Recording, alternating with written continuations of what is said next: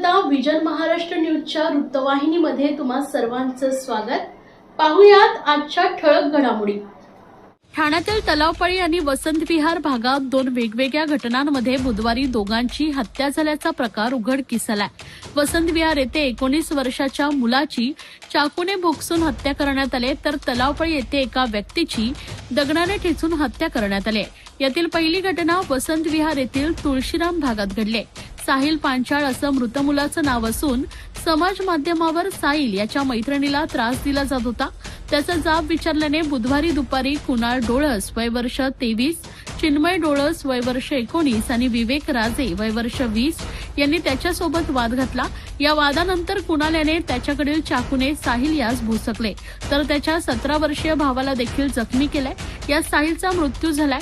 या घटनेप्रकरणी चितळसर पोलीस ठाण्यात हत्येचा गुन्हा दाखल करण्यात आला। 2 तासातच चितळसर पोलिसांनी या आरोपींना ताब्यात घेतले आणि पुढील तपास सुरू आहे।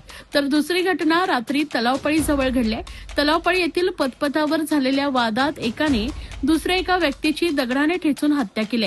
रात्री उशिरापर्यंत या प्रकरणी नौपाडा पोलीस ठाण्यात गुन्हा दाखल झाला असून पोलीस पुढील तपास करत आहेत। एसेट बॅक्ड क्रेडिट लोन, व्यवसाय आणि आर्थिक गरजांसाठी मालमत्तेवर आधारित कर्ज, कर्ज मर्यादा 5 कोटींपर्यंत, 120 महिन्यांचा परतफेडीचा कालावधी, विश्वासार्ह वित्तीय भागीदार तुमच्या प्रगतीसाठी। TJSB asset backed credit loan, TJSB सहकारी बँक लिमिटेड, भरोसे का बैंक, भविष्य का बैंक। ठाण्यातील उपवन परिसरातील नियोजित अंतर्गत मेट्रो मार्गिकेमुळे बाधित होणाऱ्या लघु उद्योजकांवर अन्याय होणार नाही यासाठी मेट्रो अधिकाऱ्यांना पर्यायाचा विचार करण्याच्या सूचना दिल्या आहेत। सर्वेक्षणानंतर बैठक घेऊन यावर निर्णय घेण्यात येईल अशी माहिती आमदार संजय केळकर यांनी दिली। यावेळी नगरसेवक सीताराम राणे उपस्थित होते। अंतर्गत रिंग मेट्रोचं काम ठाण्यात सुरू झालं असून उपवन परिसरातील लघु उद्योजक येथील नियोजित मार्गिकेमुळे बाधित होणार आहे। या उद्योजकांनी काही दिवसांपूर्वी आमदार संजय केळकर यांची जनसेवकाचा जनसंवाद या कार्यक्रमात भेट घेऊन दिलासा देण्याची मागणी केली होती। केळकर यांनी आज मेट्रो अधिकारी, स्थानिक नगरसेवक सीताराम राणे आणि लघु उद्योजकांसह या परिसराची पाहणी केली। यावेळी केळकर आणि स्थानिक उद्योजकांनी अधिकाऱ्यांना काही पर्याय सुचवलेत। येथील उद्योजक गेली 50 वर्षे व्यवसाय करतायत। मेट्रो कामाचा त्यांच्या व्यवसायावर कमीत कमी परिणाम व्हावा या दृष्टीने बदल करून मार्गिकेचं काम करावे। नागरिकांच्या तक्रारीनुसार काही ठिकाणी पाहणी करून बदल करण्यात आले, त्यामुळे उपवन परिसरातही प्रयत्न करावा अशा सूचना केळकर यांनी अधिकाऱ्यांना केल्या आहेत। आज या ठिकाणी आम्ही पाहणी दौरा आयोजित केला होता आणि मेट्रोचे अधिकारी आणि आपले ओपन इंडस्ट्रियल इस्टेटचे प्रतिनिधी आणि जे गाळे आहेत की जिथून मेट्रो जाते, तर यांचा पाहणी दौरा आज आम्ही केला आणि या पाहणी दौऱ्यामध्ये अनेक गोष्टी ज्या आहेत त्या आढळल्या। त्याच्यामध्ये निरनिराळे पर्याय देखील इथल्याही लोकांनी सुचवले आणि मेट्रोच्याही लोकांनी सुचवले। आता याच्यामध्ये नक्की किती गाळे बाधित होत आहेत त्याचा सर्व्हे केला जाईल आणि त्या सर्व्हेच्या नंतर देखील याच्यातनं की कमीत कमी इथल्या आमच्या उद्योजकांना त्रास होईल, कमीत कमी इथल्या उद्योजकांवर त्याचा परिणाम होईल, त्यांच्या पोटापाण्यावर, अशा प्रकारची रचना करण्याचा आम्ही त्यांच्या वतीने मेट्रोकडे प्रयत्न करू। आणि मला निश्चितपणे खात्री आहे, आता काही ठिकाणी मेट्रोने आपल्या जागाही बदलल्या, स्टेशनची जागाही पुढे नेल्या, तर त्या पद्धतीने जे जे टेक्निकली शक्य आहे ते करून घेण्याचा आपला प्रयत्न आहे। साहेब, जे गाड्या जायला काही त्यांचं म्हणणं की आम्हाला जर बाधित झालो इथे पूर्ण आम्हाला इथेच कुठली जागा द्यावी, कुठे लांब नको देता। त्यांना एका वाक्यात सांगायचं म्हणजे त्यांना कुठेही लांब जाण्याचा तर प्रश्नच नाही, परंतु जे बाधित किती होतील ते एकदा कळलं की त्यांना त्या ठिकाणीच आपण कशा पद्धतीने त्यांचं अकोमोडेशन करता येईल, स्थलांतर, ते देखील बघू। त्यांना कुठलाही त्रास होणार नाही त्यांच्या, कारण हे लघु उद्योजक आहेत, MSME मध्ये येतात, छोटे छोटे उद्योग आहेत। 50 वर्षापासून हे लोक इथे आमचे आहेत, 2-3 हॉटेल पण आहेत तिथे। पण ते सगळं एकदा सर्व्हे झाला आठवड्याभरामध्ये की त्याच्यानंतर त्याचं ताबडतोब आपण मीटिंग घेऊन काय त्याच्यामध्ये करता येईल आणि दुसरा पर्याय सुद्धा जो आहे तो देखील तपासून बघायचं आपण मेट्रोच्या अधिकाऱ्यांना सांगितलंय की जेणेकरून कुठलंही काही होणार नाही। आता समजा 13 होतील, 20 होतील, एक्झॅक्ट सर्व्हे नंतरच कळणार आहे, परंतु कुठलाच होणार नाही, तोही पर्याय बघून घ्यायचा आहे आणि पुढच्या या 10 दिवसामध्ये त्याच्या संबंधामधला आपल्याला निर्णय घेता येईल. पण इथल्या लोकांना कुठलाही त्रास होणार नाही याच्याकरता आम्ही यांच्या वतीने निश्चितपणे मेट्रोच्या बरोबर बसून त्याच्यातून तोडगा काढू, मार्ग काढू.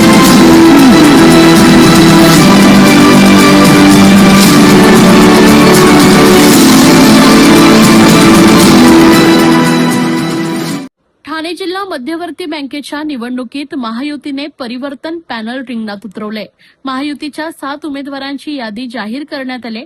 परिवर्तन पॅनलचे प्रमुख व माजी केंद्रीय राज्यमंत्री कपिल पाटील यांनी पत्रकार परिषदेत उमेदवारांची घोषणा करून परिवर्तन पॅनलच्या विजयाचा निर्धार व्यक्त केलाय. ठाणे जिल्हा बँकेची 27 जून रोजी निवडणूक होणार असून 21 पैकी 9 उमेदवारांची बिनविरोध निवड झाली. ठाणे पालघर जिल्हा मध्यवर्ती सहकारी बँकेच्या निवडणुकीसाठी महायुतीच्या माध्यमातून सन्माननीय राज्याचे मुख्यमंत्री देवेंद्र फडणवीस साहेब, उपमुख्यमंत्री शिंदे साहेब, प्रदेश अध्यक्ष रवींद्र चव्हाणजी, वनमंत्री गणेश नाईक साहेब आणि सगळेच आमदार, खासदार, पक्षाचे पदाधिकारी यांच्या सगळ्यांच्या सहकार्याने प्रदेश अध्यक्ष यांच्या निर्देशानुसार आम्ही परिवर्तन पॅनल या बँकेच्या निवडणुकीसाठी तयार केलेलं आहे. त्याच्या 7 उमेदवारांची नावं आपल्यासमोर ठेवलेली आहेत. 27 तारखेला निवडणूक आहे. आपल्या माध्यमातून मी तमाम मतदारांना विनंती करतो की आपली बँक ही चांगली आहे, सुसंस्कृत आहे. त्या बँकेला अजून पुढे नेण्याच्या दृष्टिकोनातून परिवर्तन पॅनलला मतदान करून आपण या बँकेचा कारभार करण्याची संधी द्यावी अशा प्रकारची विनंती आपल्या माध्यमातून करतो. आमचे जे सगळे उमेदवार आहेत ते सगळे अनुभवी उमेदवार आहेत, चांगले उमेदवार आहेत, वेगवेगळ्या क्षेत्रामध्ये सहकारिता क्षेत्रामध्ये काम केलेले सगळे उमेदवार आहेत. त्यामुळे जनतेचा भरघोस पाठिंबा, सहकार्य आमच्या सगळ्या उमेदवारांना निश्चितपणाने मिळेल अशा प्रकारचा मला विश्वास आहे. सर, भारतीय 21 जागा आहेत, त्यात परिवर्तन पॅनलचे किती उमेदवार आहेत? 21 जागांमध्ये 9 जागा बिनविरोध आलेल्या आहेत. वेगवेगळे लोक त्याचं आकलन करताना आपल्याला माहिती देतील. परंतु आता परिवर्तन पॅनल फक्त जिल्ह्याच्या 7 जागा यांच्यासाठी हे परिवर्तन पॅनल आहे. त्यापैकी 4 जागा बीजेपीच्या, 3 जागा शिवसेनेच्या. सर, अनेक ठिकाणी पाहिलं गेलं तर तुम्ही या ठिकाणी महायुतीचं परिवर्तन पॅनल असं म्हटलं गेलेलं आहे. परंतु महायुतीचे काही घटक जे पदाधिकारी असतील, म्हणजे आमदार असतील किंवा पक्षाचे पदाधिकारी असतील, त्यांनी देखील समोरच्या पॅनलमधून आपली मला आपल्याला चांगला प्रश्न विचारला. मला आपल्याला सांगायचं आहे की भारतीय जनता पार्टी म्हणून परिवर्तन पॅनल किंवा महायुतीचं पॅनल किंवा भारतीय जनता पार्टीचे उमेदवार ह्या बाबतीतला निर्णय करण्याचा अधिकार भारतीय जनता पक्षाच्या प्रदेश अध्यक्षांना आहे.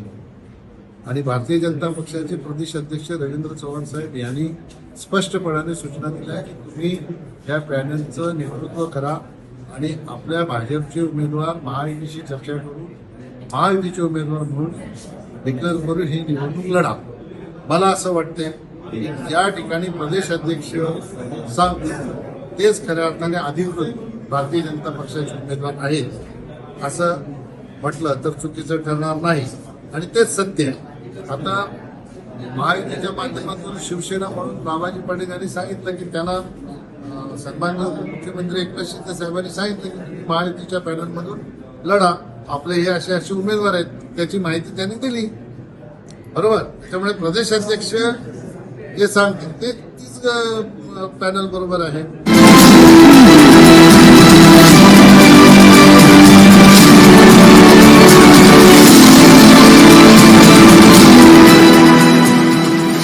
ठाणे महानगरपालिकेच्या शहर विकास विभागात नुकतीच लागलेली आग, गावदेवी मार्केटमधील भीषण दुर्घटना आणि कळवा रुग्णालयातील सुरक्षा व्यवस्थेच्या पार्श्वभूमीवर शहरातील महत्वाच्या ठाणे महापालिकेच्या सार्वजनिक इमारतींचे तातडीनं स्ट्रक्चरल ऑडिट करण्यात यावे, तसेच पालिका मुख्यालयातील पदाधिकाऱ्यांच्या केबिनसाठी बंदिस्त करण्यात आलेले टेरेस सज्जित त्वरित मोकळे करण्यात यावे, अशी मागणी ठाणे काँग्रेसचे माजी अध्यक्ष विक्रांत चव्हाण यांनी आज एका पत्रकार परिषदेत परिषदेत केली आहे. पत्रकार परिषदेला ब्लॉक अध्यक्ष हिंदराव गडवे, निशिकांत कोळी, बाबू यादव, दरम्यान सिंग, उमेश कांबळे, स्मिता वैती, प्रभात झा, निलेश पाटील, लोकेश घोलप, स्वप्नील कोळी, विजय खेडेकर, रवी डोळस, सुरेश भोईर, हरिश्चंद्र खरात, अंजली मयेकर, प्रियंका मयेकर उपस्थित होते. पत्रकार परिषदेत शहर विकास विभागाला लागलेल्या आगीबाबत बोलताना चव्हाण म्हणाले की शहर विकास विभागाच्या ठिकाणी पूर्वी 3 टेरेस होते. येथे नागरिक व अधिकारी उभे राहत कालांतराने जागा कमी पडू लागल्याने हा विभाग पूर्णपणे बंदिस्त स्वरूपात तयार करण्यात आलाय. आता तेथे हवा खेळती राहण्यासाठी पुरेशी व्यवस्था नाही. इमारतीमधील टेरेस झाकून त्या ठिकाणी कार्यालयीन जागा निर्माण करण्यात आल्याने आग लागल्यास दूर बाहेर जाण्याचा मार्ग राहत नाही. जो विभाग नकाशे मंजूर करतो त्याच विभागाने चुकीच्या पद्धतीनं कार्यालय थाटलेत. त्यामुळे या विभागाचे स्ट्रक्चर ऑडिट करून टेरेस, सज्जे आणि इतर बंदिस्त भाग तातडीनं मोकळा करण्यात यावा. तसेच शहरातील इमारतींचे नकाशे मंजूर करणाऱ्या शहर विकास विभागाने प्रथम स्वतःच्या इमारतीतील सुरक्षेच्या त्रुटी दूर कराव्यात, अशी टीकाही विक्रांत चव्हाण यांनी केली आहे. 40% शहर विकास विभाग हे अनधिकृत आहे असा आरोप देखील त्यांनी केलाय. तर गावदेवी मार्केटमधील आगीचा संदर्भ देताना विक्रांत चव्हाण यांनी प्रशासनावर गंभीर प्रश्न उपस्थित केलाय. मुलता भाजी मंडई म्हणून उभारण्यात आलेल्या या मार्केटमध्ये नंतर कपड्यांसह विविध व्यवसायांना परवानगी देण्यात आली आहे. त्यामुळे आग अधिक वेगाने पसरली. इथेही मोकळे टेरेस होते, सज्जे होते. मात्र तत्कालीन सहाय्यक आयुक्तांनी स्थावर अधिकाऱ्यांच्या आशीर्वादाने मार्केटमध्ये काही अनधिकृत गाळे उभे राहिलेत. इथून महिन्याला 10 लाखांचा हप्ता वसूल होतोय. त्यात स्थानिक नगरसेवकही सहभागी आहेत असा टोलाही लगावण्यात आलाय. या संदर्भात त्यांनी पत्रकार परिषदेत अधिक माहिती दिली. पाहूया. काल परवा शहर विकास विभागात आग लागलेली होती. त्याआधी गावदेवी मार्केटमध्ये आग लागलेली होती. या आगीचं मुख्य कारण हे आहे की ही इमारती पूर्णपणे बंदिस्त केलेल्या आहेत, अनधिकृतरित्या बंदिस्त केलेल्या आहेत. त्याच्यामध्ये टेरेस ठेवलेले नाहीत, पॅरापेट वॉल ठेवलेले नाहीत. शहर विकास विभाग सध्या गरमा भरपूर आहे, आगीचं प्रमाण वाढलेलं आहे, शॉर्ट सर्किटचं प्रमाण वाढलेलं आहे आणि तेव्हा हवा यायला जागा नाही. शहर विकास विभाग पूर्णपणे बंदिस्त केलेला आहे. वास्तविक शहर विकास विभाग हे अनधिकृत आहे 40%. तिथल्या टेरेस सगळ्या कव्हर करून एसी लावून आत बसलेत ते. त्यामुळे आमची प्रमुख मागणी आहे या सगळ्या गोष्टीची चौकशी व्हावी, स्ट्रक्चर ऑडिट पूर्ण बिल्डिंगचं व्हावं. पदाधिकाऱ्यांचे कॅबिन्स असतील, इतर विभाग असतील, त्या बिल्डिंग मधले जिथे जिथे टेरेस आणि पॅरापेट वॉल्स आहेत त्या सगळ्या मोकळ्या करा, इमारत खुली करा. कारण जर उद्या पदाधिकारी किंवा पदाधिकाऱ्यांकडे येणारे कार्यकर्ते, तुम्ही पत्रकार, इतर कामासाठी येणारे नागरिक, उद्या मोठ्या प्रमाणात जर आग लागली तर जीवितहानी होण्याची शक्यता नाकारता येत नाही. आणि शहर विकास विभाग जे इतरांचे नकाशे मंजूर करतं, पहिला ते मोकळं करा शहर विकास विभाग आणि तिथल्या आगीची चौकशी करा. त्याचप्रमाणे गावदेवी मार्केटमध्ये आज तिथे ती गावदेवी मार्केट ही भाजी मंडई असताना कपड्याची दुकानं होती. तिथे 2 लोकांचा जीव गेला. तिथले टेरेस का मोकळे ठेवले नव्हते, तिथल्या गच्च्या का मोकळे ठेवले नव्हते, तिथल्या पॅरापेट वॉल का मोकळ्या ठेवल्या नव्हत्या, का बंदिस्त केलेल्या आहेत, याची चौकशी झाली पाहिजे. तिथे 15 ते 20 लोक झोपायचे. तिथे अनधिकृत गाळे पण बांधून दिलेले आहेत मागच्या सहाय्यक आयुक्ताने आणि तिथल्या स्थानिक नगरसेवकाने. ते ताब्यात आहेत. आजूबाजूचे रस्ते 9 मीटरचे असताना ते 4 मीटर वाढलेत. आजूबाजूला दुकानं टाकून दिली आणि त्यामुळे उद्या जर मोठ्या प्रमाणात आग लागली आणि भाजी मंडई असताना कपडेवाल्यांना दुकानं दिली, कपडे होते म्हणून आग पसरली. भाजी असती, भाजीवर पाणी मारलं जातं, फुलांवर पाणी मारलं जातं, गोडी ठेवली जातात आणि त्यामुळे आग पसरली नसती. तिथे फक्त धूर आला असता. आज जे धुराने कोंडले गेले होते 2 जण, तिथे जर मोकळं टेरेस मोकळं असतं रात्रीचं किंवा उघडं असतं, तिथे नीट वॉचमन ठेवले असते, टेरेस उघडं ठेवलं असतं. वॉचमन नव्हते तिथे, तुम्हाला मी सांगतो. ते जर मोकळं ठेवलं असतं, आजूबाजूचे टेरेस दरवाजे मोकळे ठेवले तर ते बाहेर जाऊन आरामात जगले असते. आज त्यांचा जीव कोण भरून काढणार? 10 लाखाने त्यांचा जीव नाही भरून काढला जाणार. 10 लाखाने काय होणार आहे का? तुमचं आमचं आयुष्य गेल्यावर घरातला मूळ मेन माणूस गेला की 10 लाखाने तो माणूस ते 10 लाख बघत त्या माणसाचं आठवण काढत बसणार का? त्यामुळे शोकांतिका आहे आणि याला संपूर्णपणे महापालिका प्रशासन आणि सत्ताधारी जबाबदार आहेत. जे कळवा हॉस्पिटल असेल, कळवा हॉस्पिटलमध्ये कायमस्वरूपी फायर ब्रिगेड उभी राहिली पाहिजे. फायर ब्रिगेडचं मनुष्यबळ वाढवलं पाहिजे. 176 पदं रिकामी आहेत फायर ब्रिगेडचं मनुष्यबळ. आणि जिथे जिथे शाळा वगैरे जवळजवळ आहेत तिथे फायर ब्रिगेड उभ्या ठेवल्या पाहिजेत या गरम्याच्या काळात तरी. आणि ऑडिट झालं पाहिजे. फायर ब्रिगेडचं पण ऑडिट झालं आणि कळवा हॉस्पिटलचं पण ऑडिट झालं पाहिजे. कळवा हॉस्पिटलमध्ये हजारो पेशंट्स आहेत. उद्या आग लागली तर काय हाल होते तुम्ही विचार करा. पेशंटला चालता पण येत नाही. त्यामुळे तिथे कायमस्वरूपी समोर जरी फायर ब्रिगेड असलं, समोर नको, तिथे 2 गाड्या उभे बंब पाहिजेत. आणि फायर एक्सटिंग्विशर्स नाहीत कुठेच. जगदाळे साहेबांच्या कॅबिन मध्ये नाही, शानूच्या कॅबिन मध्ये नाही, त्या सभागृह नेत्याच्या इतर त्या गटनेत्याच्या कॅबिन मध्ये कुठे फायर एक्सटिंग्विशर आहेत जाऊन बघा. आणि तुम्ही वरच्या सरोवर दर्शन वरती जाऊन बघा, सगळीकडे पत्रे लावलेले आहेत. या लोकांनी पत्रे लावून खाली भिंती बांधून कव्हर केलेले आहेत. सगळे टेरेस उघडे झाले पाहिजे. मंजूर नकाशाप्रमाणे जेवढे टेरेस दर्शवलेले आहेत सगळे टेरेस आणि सगळी दालनं उघडी झाली पाहिजे, ही आमची प्रमुख मागणी आहे. आणि जे सहाय्यक आयुक्त जबाबदार आहेत हे कपडेवाल्यांना बसवायला तिकडचे आणि उपायुक्त आणि तत्कालीन तिकडे सहाय्यक आयुक्त स्थावरचे, या सगळ्यांवर सदृश्य मनुष्यवधाचा गुन्हा दाखल झाला पाहिजे. हेच कारणीभूत आहेत या गोष्टीला. या होत्या आजच्या ठळक घडामोडी.